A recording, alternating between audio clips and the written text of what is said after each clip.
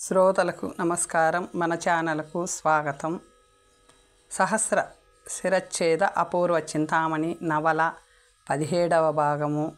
రచన శ్రీ ఇచ్చాపురపు రామచంద్రం గారు. కొండనాయకుడు శబరి ఎప్పుడో అన్న మాటలని గుర్తుపెట్టుకొని యథాతథంగా అంటుంటే విజయుడు ఆశ్చర్యపోయాడు. నేరస్తురాలైన ఆమెను చూసి, తల్లి, నువ్వు కులటివి కావు, కూలీనవి. నీకు నేను చెయ్యెత్తి నమస్కరిస్తున్నాను. ఇంతవరకు నీ ఉదార చరిత్ర విని మనసులో కలిగిన సంతోషాన్ని పట్టలేక పైకి తేలిపోయాను. నీలో దైవత్వం ఉంది, మాతృత్వము ఉంది. మహిళా లోకానికి నువ్వు ఆదర్శప్రాయురాలివి. ఇంతవరకు నా చేత నమస్కరించబడిన శ్రీమూర్తి నువ్వొక్కటివే. నీ వల్ల నువ్వు పుట్టిన జాతి, మెట్టిన జాతి దైవత్వం పొందుతాయి అంటూ ఆమె 2 పాదాలు కళ్ళకద్దుకొని నమస్కరించాడు. అది చూసి అక్కడి కొండ ప్రజలు ఆశ్చర్యపోయారు. కొండరాజుకేమీ అర్థం కాలేదు. తనకి నమస్కరిస్తున్న విజయుడిని వారిస్తూ, ప్రభు, తమరు ఏ దేశానికో రాజై ఉంటారు. ఆ పరాక్రమంతో మా సర్వ సైన్యాలని ఓడించి నాకు ప్రాణభిక్ష పెట్టింది చాలక ఇదేమిటి?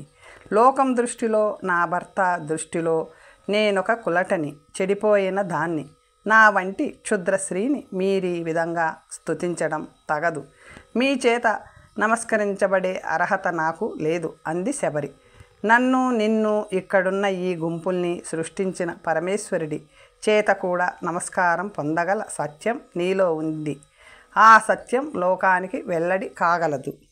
దొరా, నువ్వు చెప్పేదానికి అడ్డు తగిలాను. తరువాత ఏమయ్యింది అని విజయుడు అతని వైపు తిరిగాడు.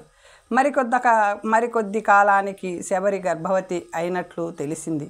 ఆ గర్భం నా వల్ల కాదని, ఆమె వలపుకాడైన బిల్లుడి వల్ల కలిగిందని కాదంబి ప్రచారం చేయడమే కాకుండా నాతో కూడా చెప్పి రుజువు చూపుతానని సవాల్ చేసింది. కొద్ది రోజులకే భీమన్న నా దగ్గరకు వచ్చి, దొరా, శబరి గుణం రుజువు చూద్దువు గాని రా అన్నాడు. నేను ఆవేశంతో వాడి వెంట వెళ్ళాను. దూరాన నిలబెట్టి చూపించాడు. ప్రభు, నా కళ్ళతో నేను చూశాను. శబరి ఆ బిల్లుణ్ణి తన ఒడిలో పడుకోబెట్టుకొని ఉంది. ఇది కులట అని చెప్పడానికి ఇంతకంటే ఇంకేం నిదర్శనం కావాలి? ఘోరమైన ఆ దృశ్యం చూసి నేను ఆగ్రహం పట్టలేక, ఓసి కులట, నీ గుణం తెలిసింది అని గద్దించాను. నేను ముందుకు ఉరికేలోగానే బిల్లుడు పారిపోయాడు. నేను శబరి జుత్తు పట్టుకున్నాను. భీమన్న బిల్లుడిని పట్టుకుందుకు పరిగెత్తాడు. కానీ వాడు చిక్కకుండా పారిపోయాడు. శబరిని మడతాపుల తంతు పేటకి తీసుకొచ్చి కులస్తులందరినీ పోగు చేశాను. కళ్ళారా చూసింది వారికి చెప్పాను. నేనే చెప్పినప్పుడు వాళ్ళు నమ్మకేం చేస్తారు? దీనిని బట్టి లోగడ కాదంబి చెప్పినదంతా యథార్థమే అని శబరి చెప్పినవే దొంగ కథలని తేలిపోయింది. అటువంటి నీచురాలికి శిరస్సు ఖండించడం తప్ప మరో శిక్ష కూడా ఉండదని ఏ అమ్మవారి విగ్రహం దగ్గర చెట్టు కింద రంకుముణ్ణి మొగుణ్ణి ఒళ్ళో పెట్టుకొని నా కళ్ళబడిందో అక్కడే దాని శిరచ్ఛేదం జరగాలని తలారులకి అప్పగించాం. ఆ పని జరగబోతుంటే మీరు రావడము, శబరి మంచిదనుకొని దీనిని కాపాడడానికి మాతో యుద్ధం చేయడము జరిగింది. తమరు చేసిన పని పొరపాటని ఇప్పటికైనా గమనించగలరనుకుంటాను. శబరి ఎన్ని కల్పిత కథలైనా చెబుతుంది. ఆ తుచ్చురాలి మాటలెవరు నమ్మరు. మీరు నమ్మరనే మా ఉద్దేశం. నమ్ముతాను. శబరి చెప్పిందే సత్యమని నేను నమ్ముతాను అని విజయుడు ఖచ్చితంగా చెప్పగానే అక్కడి వారందరూ తెల్లబోయారు. ప్రభువులకి మతి చెడుంటుంది. అయిందేదో అయింది. మీ దారిన మీరు వెళ్ళండి. మా పని మేము చూసుకుంటాము అన్నారు. మా దొర కళ్ళారా చూసిన దాన్ని మీరు నమ్మరంటే మీ బుర్రలో తప్పకుండా లోపం ఉండాలి అన్నాడు భీమన్న. ప్రభు, వారితో వాదనెందుకు? వారు నా ప్రాణం తీయకుండా ఎలాగూ వదలరు. ఇప్పటికే మీరు నా గురించి చాలా శ్రమపడ్డారు. ఇకనైనా పోయి మీ పని మీరు చూసుకోండి అంది శబరి నిస్పృహగా. విషయాన్ని అంత తేలిగ్గా విడిచిపెట్టేవాడినైతే ఇంత దూరం రానే రాను. ఇంత శ్రమపడి సత్యాన్ని అన్వేషించిన కాదంబిని చూడకుండా వెళ్ళడానికి నాకు మనస్కరించడం లేదు అన్నాడు విజయుడు. తుచ్చురాలైన ఈ పాపిష్టి ముఖం చూడడానికి ఇష్టం లేక మా కాదంబి యువతలికి రాకుండా గుహలోనే ఉండిపోయింది అన్నాడు భీమన్న. ఆమెను శబరిముఖం చూడాలని నేను అనడం లేదు, ఆ పుణ్యవతి దర్శనం నాకు కూడా కావాలని నేను అడుగుతున్నాను అన్నాడు. అయితే 10 మంది మనుషులు శబరిముఖానికి అడ్డంగా నిల్చొండి, కాదంబి వచ్చి ప్రభువులు చూశాక వెళ్ళిపోతుంది అని సలహా ఇచ్చాడు కొండరాజు. ఆమె రప్పించబడింది. నువ్వు చాలా మంచిదానివని విన్నాను అన్నాడు విజయుడు. నిజమే, నీకు సంతానం కలగలేదు కదూ? లేదు. అప్పుడు శబరికి కలగబోయే బిడ్డ కొండరాజు తర్వాత ఈ ప్రదేశానికి రాజవుతాడు కదూ? లేదండి, అది ఎలా జరుగుతుంది? శబరిని ఇప్పుడే హతమారుస్తారుగా. నువ్వు ఈ పన్నాగమంతా పన్నింది అందుకేగా. నాకేం తెలీదు, కావాలంటే మా భీమన్నను అడగండి. విజయుడు అతని వైపు తిరిగి, ఏమయ్యా భీమన్న, శబరి ప్రియుడంటివే, ఆ బిల్లుడితో నీకింతకు ముందు పరిచయం ఉందా అని అడిగాడు. లేదండి. లేకపోతే అతని బిల్లుడని నీకెలా తెలుసు? కొంచెం పరిచయం ఉందండి అన్నాడు. వాడి ఇల్లు వాకిలి నీకు తెలుసన్నమాట. తెలుసండి, వాడు బిల్లుడే. అప్పుడు వాడిని పట్టుకోవడానికి పరిగెత్తినప్పుడు వాడు నీకు దొరకలేదు కదా. మేఘాల మీద ఉరికితే వాడెక్కడ దొరుకుతాడు? తర్వాత వాడింటికి వెళ్ళి పట్టుకు తీసుకురావచ్చుగా. అదేమో వాడిల్లు నాకేం తెలుసు అన్నాడు. ఇప్పుడే కదా తెలుసన్నావు అన్నాడు. భీమన్న నాలుక ఖర్చుకొని జవాబు చెప్పలేక తెల్లమొహం వేశాడు. విజయుడు గుంపు వైపు చూసి, విన్నారు కదా, ఇదంతా కాదంబి భీమన్న కలిసి చేసిన పని. శబరి చెప్పబోయేది కూడా వినండి అన్నాడు. ఆమె చెప్పిన దాన్ని మేము వినదలుచుకోలేదు. చేతనైతే ఆమెను సత్యం చూపమనండి, చూద్దాం అన్నారు కొందరు పెద్దలు. సత్యాన్ని ఎలా చూపాలి అడిగాడు విజయుడు. అగ్గిలేకి ఉరుకుతుందా ఒకరు అన్నారు. ఆకాశానికి ఎగురుతుందా మరొకరు అన్నారు. విషం తాగి బతుకుతుందా ఇంకొకరు అన్నారు. ఏమీ వద్దు, మడ్డు తీయమనండ్రా, సత్యం బయటపడుతుంది అని కొందరంటుంటే శబరి ముందడుగు వేసి, మీరేది చెప్పినా చేస్తాను. నాలో సత్యముందా బతుకుతాను, అపవాదు పోగొట్టుకుంటాను, లేదా చస్తాను. మడ్డు తీయడానికి నేను సిద్ధమే అంది. అలాగైతే మేము నమ్ముతాం, నువ్వు నిర్దోషివని తేలుతుంది కనుక నిన్ను మామూలుగా ఏలుకుంటాడు ధర అన్నారు అందరూ ఏకకంఠంతో. మడ్డు తీయడం అంటే ఏమిటి అడిగాడు విజయుడు. కులపెద్ద ఒకడు లేచి చెప్పసాగాడు. ఒక పెద్ద గోళం నిండా చమురు తీసి 21 రోజులు రాత్రింబగళ్ళు మరిగిస్తాం. 22వ రోజున ఆ గోళంలో ఒక సూది పడేస్తాం. సత్యం చూపదలిచిన వారు మరిగిన మడ్డులో చేయి పెట్టి సూది తీయాలి. వారి చెయ్యికి కసుగందకుండా ఉంటే వారు తప్పు చేయనట్లు. అది వింటుంటే విజయుడు గుండెలు దడదడా కొట్టుకున్నాయి. శబరిముఖంలోకి పరిశీలనగా చూశాడు. ప్రభు, నాకు ఎటువంటి సంకోచము లేదు, మడ్డు తీస్తాను, నా సత్యం నిరూపించుకుంటాను అందామె. మడ్డు తీయడానికి అవసరమైన ఏర్పాట్లు చేయండి ఆజ్ఞాపించాడు కొండరాజు. ఇంకెవరు చెప్పక్కర్లేకుండా మడ్డు తీయడంలో తనకి తానే చచ్చిపోతుంది శబరి అని కాదంబి భీమన్న మురిసిపోయారు. అవసరమైన పని పెట్టుకొని ఈ పరిస్థితిలో తానిక్కడే అన్ని రోజులు ఉండి శబరి విషయం గమనించడమా లేక తన పని మీద తాను వెళ్ళిపోవడమా అని ఆలోచించాడు విజయుడు.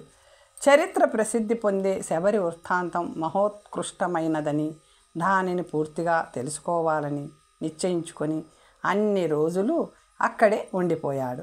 22వ రోజు ఉదయం మడ్డు తీయడానికి అవసరమైన ఏర్పాట్లన్నీ జరిపించబడ్డాయి. శబరి మడ్డు తీస్తుందన్న వార్త ఆ ప్రాంతంలోనే కాక చుట్టుపక్కల కొండ రాజ్యాలలో కూడా వ్యాపించడం వలన కొండ జాతుల వారు వేల కొద్దీ వచ్చి అక్కడ చేరారు. ఆ 21 రోజులు ఎన్ని వందల పుట్ల కర్రలు కాలాయో. గోళంలోని చమురు మరిగి మరిగి మడ్డు తేలి సెగలు చిమ్ముతూ పొగలు కక్కుతూ అలలతో గంగాళంలో సలసలాడుతుంది. శబరి అక్కడికి తీసుకురాబడింది. కొండరాజు స్వయంగా గోళంలో ఒక సూదిని పడేసి, శబరి, సూదిని తీసి నీ సత్యం చూపు అన్నాడు. విజయకుమారుడితో సహా సర్వజనులు ఆమె సత్యం చూడడానికి రెప్పవాల్చకుండా కాసుకున్నారు. శబరి ఆ గంగాళానికి ముమ్మారు ప్రదక్షిణం చేసింది. ఓ అగ్నిదేవుడా, నాలో ఎటువంటి మచ్చ లేకపోతే నేను నా భర్తని తప్ప అన్య పురుషుడిని ఎరగని పతివ్రతనైతే నా సత్యం నిరూపించు అంటూ చేతిని మడ్డులోకి పోనించి అడుగున అంటి ఉన్న సూదిని తీసి అక్కడి వారికి చూపించింది. ఆమె చేతులు కందలేదు, పొంగలేదు. ఎప్పటిలాగే మొగలి పువ్వులా నవనవలాడుతూ ఉంటే అందరూ చూసి విభ్రాంతులయ్యారు. శబరి పతివ్రత, మచ్చలేని ఇల్లాలు అని చప్పట్లు కొట్టారు. శబరి మెడని పూలహారాలతో నింపారు. కాదంబి చిన్నబోయిన ముఖంతో అన్నగారిని వెంటబెట్టుకుపోతుంటే కొందరు ఆ ఇద్దరిని పట్టుకున్నారు. ఎక్కడికి పోతారు? మీ వల్లనే ఇంత జరిగింది.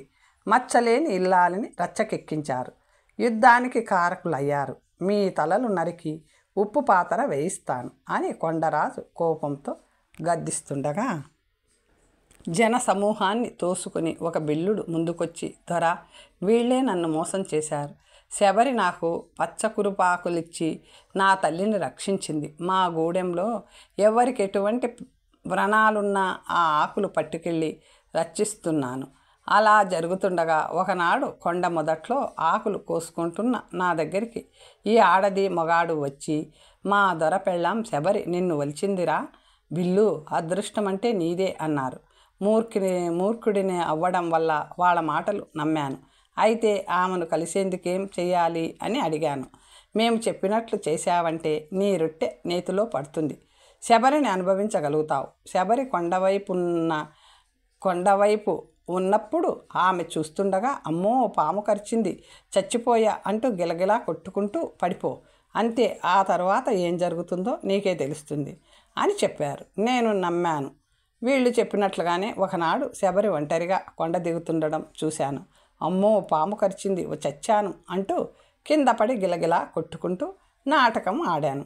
శబరి వెంటనే నా దగ్గరకు పరిగెత్తుకొచ్చి, అయ్యో తండ్రి, పాము కరిచిందా, నేను పసరు పిండగలను, భయం లేదు అంటూ ఏదో ఆకు తెచ్చి నా తలను ఒళ్ళో పెట్టుకొని నా నోట పసరు పిండబోతుండగా, దొర అప్పుడు ఓసి కులటా, నీ గుణం తెలిసింది అన్న నీ భయంకర గర్జన నా చెవిలో పడింది. హడలిపోయి బేజారై తరువాత శబరి మడ్డు తీస్తుందంటే వింత చూద్దామని అందరితో నేను వచ్చా అని జరిగింది చెప్పాడు. అది విన్న కులస్తులందరూ కర్రలు బల్లాలు పట్టుకొని కాదంబిని భీమన్నని పొడవడానికి వచ్చారు. శబరి చెయ్యెత్తి వారిని వారించింది. అన్నలారా, ఆగండి, వాళ్ళని క్షమించడమే నాకు సంతోషం అంది. అందరూ ఆగిపోయారు. కానీ కొండధర కోపంతో, వీళ్ళు దుర్మార్గులు, క్షమించడానికి వీల్లేదు, తలలు నరికి ఉప్పు పాతర వేయండి అన్నాడు ఆవేశంగా. దొర, నా కోసం వీళ్ళని క్షమించాలి అని మళ్ళీ వేడుకుంది శబరి. నా చెల్లి ఉప్పులేని గంజితో గుహలో బంధించబడితే నేను కూడు తింటూ కులుకుతానా? సరే, నీ ఇష్టం. నాకు మాత్రం ఆ ఇద్దరి ముఖాలు కనిపించడానికి వీల్లేదు. నా కంటపడ్డారో వాళ్ళ శిరస్సులు ఖండించానే అని అతను వారిని క్షమించాడు. కాదంబి భీమన్న వచ్చి శబరి పాదాలకు కళ్ళకద్దుకున్నారు. అక్క, సత్యం దాగదు. మా అసూయలో మేమే మండి దగ్ధమయ్యాం. నీ సత్యం నిన్ను కాపాడింది. నీ పుణ్యాన మేమింకా బ్రతుకు దక్కించుకున్నాం అంది కాదంబి. శబరి విజయకుమారుడి వద్దకు వచ్చి నమస్కరించి, ప్రభు, మీ నోట వెంట వచ్చిన ప్రతి అక్షరంలోనూ భగవంతుడున్నాడు. మీ ఆశీసులే నన్ను కాపాడి సత్యాన్ని బయటపెట్టాయి అంది. తల్లి, నేనెంతటి వాడిని? పంచభూతాలని శాసించగల మహత్తర పతివ్రత శక్తి నీలో ఉంది. కనుకనే నీ చెయ్యి తగలగానే అంత వేడి చమురు మడ్డు పన్నీరయ్యింది.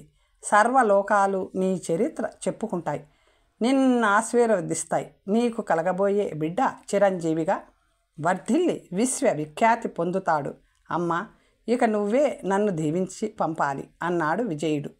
అందుకామె, ప్రభు, అర్హత లేని నన్ను ఆశీర్వదించమంటున్నారు. మీరు కోరిన దాన్ని కాదనలేను. లోకానికి మేలు కలిగించే మీ సర్వ ప్రయత్నాలకి భగవంతుడు తోడ్పడతాడు అంది. విజయకుమారుడు కొండరాజు వద్ద సెలవు తీసుకొని వాలనగరం మార్గం అతని నుంచి తెలుసుకొని ఎటువంటి ఇబ్బందులు పడకుండా ప్రయాణం చేసి కొంతకాలానికి వాలనగరం చేరుకున్నాడు. వాలనగర సరిహద్దు అని ఒక ఎత్తైన రాతి పలక మీద చెక్కబడిన అక్షరాలను చదివి తన ప్రశ్నలకు జవాబు అక్కడ ఏ విధంగా లభ్యమవుతుందో అని ఆలోచిస్తూ ముందుకు సాగాడు విజయుడు. వింత వింత రంగులలో నగిషీ పనులతో ఉన్న ముఖద్వారం చూచి రాజు కళాభిరుచి కలవాడే అనుకుంటూ లోనికి ప్రవేశించబోగా యుద్ధభటులు ఆకారంలో ఇద్దరు స్త్రీలు చెరోవైపు నుంచి కత్తులు సాచి అతనికి అడ్డమే కాకుండా ద్వారానికి అమర్చబడి ఉన్న గంటని మోగించారు. 10 మంది స్త్రీలు యుద్ధ వీరుల వేషంలో విచ్చుకత్తులతో వచ్చి అతన్ని బలమైన తాళ్లతో బంధించారు. ఆ స్త్రీ ఎవరు? తననెందుకు బంధించారు?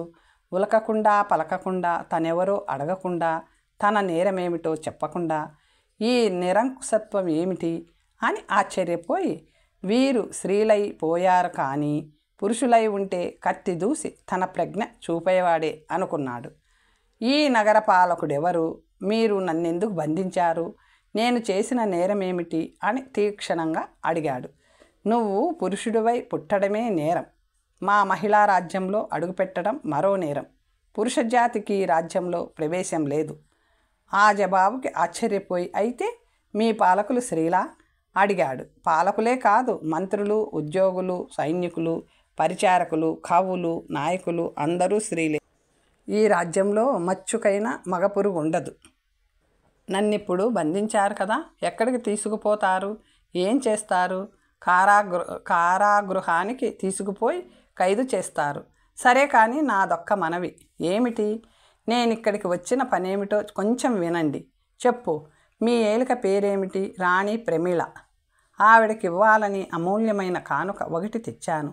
దానిని ఆమెకు సమర్పించుకోనివ్వండి. ఆ పైన మీరు నన్ను ఖైదు చేసినా ఉరివేసినా సంతోషమే. సరే, నీ మాటలు మా రాణికి చెబుతాం. అప్పుడు ఆవిడ ఎలా చెబితే అలా చేస్తాం. అంతవరకు నువ్విక్కడే ఉండు అని ఒక స్త్రీ లోపలికి వెళ్ళింది. మీ రాణికి దేని మీద ప్రేమ? అక్కడున్న స్త్రీ భటులను అడిగాడు విజయుడు. దేని మీద లేదు, కానీ మరకత మాణిక్యాలలో కొంచెం మక్కువ. మీ రాణికి భర్త ఉన్నాడా? నీకు బుర్ర ఉందా? మా రాజ్యంలో మగపురిగే లేదని చెప్పలా? అంతలో లోపలికి వెళ్ళిన స్త్రీ తిరిగి వచ్చి, నువ్వెవరివో కానీ వచ్చిన వేళ బహు మంచిది. మా రాణి పురుషుణ్ణి లోపలికి రానిచ్చి దర్శనమివ్వడం ఇదే మొదటిసారి. రా, కానీ బంధాలలోనే ఉంటావు సుమా అని అతన్ని నగర ద్వారం దాటించింది. నగర వీధుల్లో నుంచి తీసుకెళ్ళసాగింది. పాలు పోసి ఎత్తగలిగినంత నునుపైన బాటలకు 2 వైపులా రాతి కుండల్లో పెంచబడుతూ పూలతో కలకలలాడుతూ సువాసనలు విరజమ్మే పూల మొక్కలు.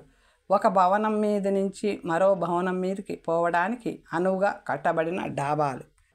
ఎటు చూసినా స్త్రీలే. అంగళ్లలో అమ్మేవారు, కొనేవారు, వీధుల్లో నడిచేవారు, నిల్చున్నవారు, సేవకులు, యజమానులు, ఆఖరికి రోడ్ల మీద నడిచే గుర్రాలు, కుక్కలు కూడా ఆడవే. పక్షులు, పశువులు కూడా ఆడవే.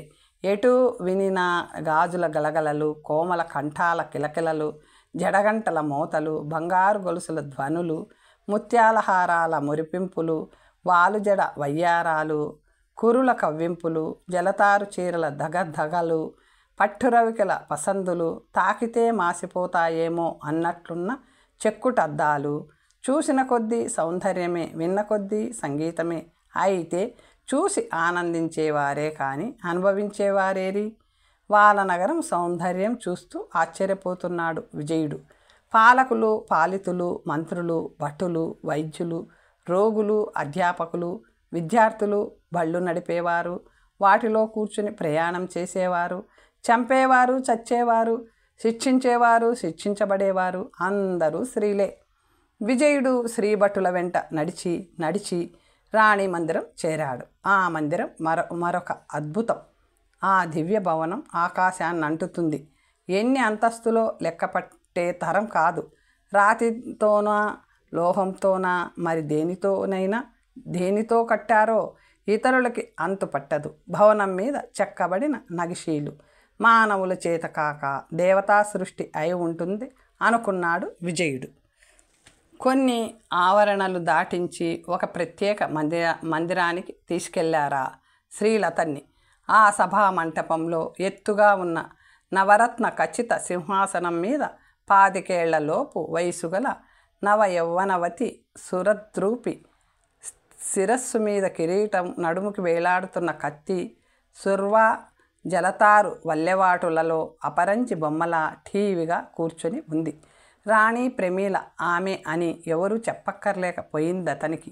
ఆమెకు 2 ప్రక్కల స్త్రీలు, కొన్ని వందల మంది స్త్రీలు మంటపంలో ఉచితాసనాల మీద కూర్చొని ఉన్నారు. సభ మధ్యగా ఉన్న వేదిక మీద కొందరు భామలు నాట్యం చేస్తున్నారు. అందరూ స్త్రీలే. నృత్య కార్యక్రమం ముగిశాక విజయుడిని లోపల ప్రవేశపెట్టారు. ప్రమీల ఒకసారి అతన్ని నకసిక పర్యంతం చూసి నిప్పులు కురిపించే కళ్ళతో, ఈ శ్రీరాజ్యంలో అడుగుపెట్టగల సాహసం నీకెక్కడిది అని అడిగింది. తెలియక వచ్చాను. వచ్చినందుకు మీకొక కానుక సమర్పించుకోవాలనిపించింది. లంచమిచ్చి శిక్ష తప్పించుకోవాలనే? రాణి ప్రమీల అవివేకురాలు కాదు అన్నది. దేవి, నాకు అటువంటి ఉద్దేశం లేదని ముందుగానే మీ భటులకి విన్నవించాను. నా అపూర్వ కానుక స్వీకరించి ఆ పైన మీ ఆచారం ప్రకారం ఏ శిక్ష విధించినా సంతోషంగా శిరసా వసిస్తాను అంటూ గుడ్డల మడతలలో నుంచి మణిని బయటపెట్టాడు. కోటి సూర్యుల కాంతితో వెలుగుతున్న మణి వారి కళ్ళు జిగేలుమన్నాయి. రాణి ప్రమీల ఆ వెలుగు చూసి వెలవెలబోతుంటే ఒక పరిచారిక విజయుడి చేతిలో నుంచి ఆ మణిని తీసుకొని రాణికి అందించింది. నువ్వెవరు? నీ దేశం ఏది? ఇలాంటి అపూర్వమణి నీకెక్కడిది? అడిగింది ఆమె. ఆమె ఆగ్రహం తగ్గించుకొని ఆ పాటి అవకాశం ఇచ్చేసరికి అతను తన కథను మొదలుపెట్టాడు. విజయుడు చింతామణి చేతిలోని కత్తికి ఆ విధంగా ఇప్పటికే 1000 మంది రాజకుమారులు హతులయ్యారు. రాజవంశాలు, పురుషజాతి నాశనమయ్యింది అని అతను అనేసరికి రాణి ప్రమీల పట్టలేని సంతోషంతో లేచి నిల్చుని వరలో నుంచి కత్తి చూసి, జై అపూర్వ చింతామణి, జై వీరాంగన, శుభం శుభం, 1000 కాదు 1,000 శిరస్సులు ఖండించు, పురుషజాతిని సమూలంగా నాశనం చెయ్యి, స్త్రీశక్తిని సమస్త లోకాలకి చాటు, మహిళల ప్రతిభను పెంచు అని నినాదం చేసింది. ఆమె అరుపులు, ఆనందము విజయుడికి విపరీతమైన కోపము తెప్పించాయి. అవతరించిన అహంభావం, రూపుకట్టిన పొగరు భరించలేక అతను వరలో నుంచి కత్తి దూసి, ఏది నీ ప్రతాపం చూపించు అని ఆమె మీదికి ఉరకాలనుకున్నాడు. కానీ అది ఆవేశానికి సమయం కాదని మనసులోనే అణుచుకొని, దేవి, పురుషజాతి మీద నీకెందుకింత ద్వేషం? ఆ జాతి నీకు చేసిన అపకారమేమిటి అని అడిగాడు. రాణి ప్రమీల చెప్పసాగింది. స్త్రీలు ఇంత అధోగతి పాలవడానికి కారకులెవరు? మహిళలని బానిసలుగా మార్చిందెవరు? స్త్రీలని, పిల్లలని కనే యంత్రాలుగా, వంటలు చేసే పరిచారకులుగా, 4 గోడల మధ్య ఖైదీలుగా చేసిందెవరు? స్వార్థపరులైన పురుషులు కారు? స్త్రీలు విద్య నేర్చుకోకూడదట, భర్తకి తప్ప పరపురుషుల కంట పడకూడదట, తామెందరు భార్యలనైనా స్వీకరించవచ్చు, కానీ స్త్రీ మాత్రం ఒకే భర్తతో పాతివ్రత్యం పాటించాలట. ఏం న్యాయం? ఒకరికి అన్నం, మరొకరికి సున్నం. విలాసాల విహారాలు తమవి, వంటశాలలు మాత్రం స్త్రీలవి. పురుషులు కొట్టినా, తిట్టినా, హింసించినా స్త్రీలు ఎదురు చెప్పకుండా చచ్చినట్లు పడుండాలట. యజ్ఞయాగాలు మొదలైన పుణ్యక్రతువులు ఆచరించడానికి పురుషులకే కానీ స్త్రీలకు హక్కు లేదట. ఉన్నత విద్యలను అభ్యసించి ఊళ్ళేలగల అధికారం మగవాళ్లే గుత్తకు కొన్నారట. పిల్లలకని కని క్షీణించి స్త్రీ అకాల మరణం పొందితే ఆమె భర్త తక్షణమే మరో భార్యని పెళ్లాడడం ధర్మసమ్మతమట. కానీ భర్తని పోగొట్టుకున్న స్త్రీ అదే పని చేస్తే మహా అపరాధమట. సృష్టికి ఆదిదేవుడు తానట. ఏం స్త్రీలు లేనిదే మాత్రం సృష్టి జరుగుతుందా? పురుషుడికే ఎందుకు ఆ గొప్పతనం? స్త్రీలు పురుషుల కంటే ఎందులో తీసిపోయారు? విద్యలను అభ్యసించగలిగే తెలివితేటలు లేవా? కత్తిపట్టి కథన రంగానికి ఉరకగల ప్రతాపం లేదా? మరి పురుషులని శాసించే అధికారం స్త్రీలకు మాత్రం ఎందుకు ఉండకూడదు? పురుషులు వంట చేసి స్త్రీలని విహారానికి ఎందుకు పంపరు? గాలి వెలుగు లేని చీకటి కోణాల్లో బంధించబడడానికి స్త్రీలు చేసిన అపరాధమేమిటి? పురుషులకి బహుభార్యలుండడం శాస్త్ర సమ్మతమైనప్పుడు అదే శాస్త్రం స్త్రీల పట్ల ఎందుకు విరుద్ధంగా ఉండాలి? అంతా పురుషుల స్వార్థం, దురహంకారం, దురాక్రమణ. దేవి, స్వార్థరహితులు, తపస్సంపన్నులు అయిన పురుషులు రాసిన శాస్త్రాలు, ధర్మసూత్రాలు ఎవరు కాదనగలరు? నేననగలను. తపస్సంపన్నులు స్వార్థపరులు కారని ఎవరు చెప్పగలరు? వారు చేసే తపస్సుకి ఫలితంగా రంభ సంభోగం, స్వర్గసుఖాలు, శాశ్వతానందం కోరు. ఆ ధర్మసూత్రాలు, శాస్త్రాలు నాలాంటి స్త్రీలు రాసుంటే అంత తారుమారయ్యేది. స్త్రీని అణచడానికే, స్త్రీజాతిని పతనం చేయడానికి పురుషులు తమ శక్తులన్నిటినీ వినియోగించారు. మహారాణి, నువ్వు పొరపాటు పడుతున్నావు. స్త్రీలని గౌరవించడానికి, పూజించడానికి భూమండలంలో భారతదేశం అగ్రస్థానం వహించింది. స్త్రీని 4 గోడల మధ్య ఉండమనడంలో గోప్యతే తప్ప హీనత లేదు. విద్యలు నేర్చి ఊళ్ళేలగల తాహతు స్త్రీలకు లేదని కాదు. వారు ఆ కార్యకలాపాల్లో మునిగి ఉంటే సృష్టిక్రమం సరిగా సాగదని, దేశరక్షణకు అవసరమైన మంచి సంతానాన్ని స్త్రీ కనాలి, పెంచాలి. మహిళ మాత అయితేనే కదా ఆ మహత్కార్యం జరిగేది. సంతానాన్ని కని పెంచగల అర్హత మాతృదేవతకి మాత్రమే ఉంది. ఆమెకు అటువంటి శక్తిని ప్రసాదించినవాడు పరమేశ్వరుడు. ఈశ్వర సంకల్పానికి విరుద్ధంగా ఎవరు సంచరించగలరు? ఇప్పుడు మీ రాజ్యంలో అందరూ స్త్రీలే. పురుష సంపర్కం లేదు కదా. కొంతకాలానికి జనసంఖ్య తగ్గిపోదా? పురుషోత్పత్తికి ఆధారం, అవకాశం ఏముంది? అడిగాడు విజయుడు. మాకు అవసరం లేదు. రాజ్యంలోని జనసంఖ్య తగ్గిపోకుండా ప్రతి సంవత్సరం ఇతర దేశాల నుంచి స్త్రీ శిశువులని, కన్యలని మా రాజ్యానికి రప్పించుకుంటాం. వారు మా దేశ పౌరులుగానే పరిగణించబడతారు. ఆ దేశాలలో అయినా పురుష సంపర్కం లేకుండా పునరుత్పత్తి జరగదు కదా. ఆ మాటకామె ముఖం ముడుచుకొని, ఇప్పటికే అనవసరపు ప్రస్తావన చాలా జరిగింది. అపూర్వ చింతామణి విషయం చెబుతున్నావు, తర్వాత ఏం జరిగింది అని అడిగింది. దేవి, అపూర్వ చింతామణి గురువు బాలమహర్షి. అడగమన్న ప్రశ్నలని చింతామణి అడుగుతుంది. ఎన్ని కష్టాలైనా పడి ఆ ప్రశ్నలకు జవాబులు తెలుసుకొని ఆ బాలమహర్షికి, చింతామణికి గర్వభంగం చేసేవారి వల్ల జరుగుతున్న హింసాకాండను అరికట్టాలని కంకణం కట్టుకున్నాను. ఇప్పటికీ 3 ప్రశ్నలకి జవాబులు తెలుసుకోగలిగాను. 4వ ప్రశ్నకు జవాబు తెలుసుకునే ప్రయత్నంలో మీ రాజ్యం వచ్చి మీ చేత బంధించబడడం జరిగింది. ఎవరూ జవాబులు చెప్పలేని ఆ గడ్డు ప్రశ్నలేమిటి అని అడిగింది ప్రమీళాదేవి.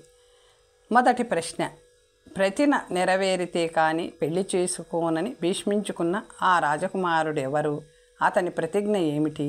అతను ఇంకా జీవించి ఉన్నాడా? రెండవ ప్రశ్న, పురుషుడై ఉండి స్త్రీ రూపంతో మహర్షిని మోసం చేసి అతని దగ్గరుండే మంత్రశూలాన్ని అపహరించి అతనిని కొట్టి తరిమివేసిన ఆ యువకుడెవరు? అతను ఇంకా బతికే ఉన్నాడా, చనిపోయాడా? మూడవ ప్రశ్న, తపోదన మహారాజు ద్వితీయ భార్య అయిన రూపసుందరి గతి ఏమైంది? ఆ తపోదన మహారాజు ఇంకా బతికే ఉన్నాడా? నాలుగవ ప్రశ్న, ప్రేమించిన వాని యందుండే అనురాగం వల్ల అడవులలో తిరుగుతూ స్త్రీ అయి ఉండి పురుషవేషం ధరించి మహర్షిచే కామించబడిన ఆ ఇరువురి కాంతలను అపహరించి మహర్షినే ఖండించబూనిన ఆ ధీరురాలెవరు? ఇప్పుడు ఆమె జీవించి ఉందా, మృతి చెందిందా?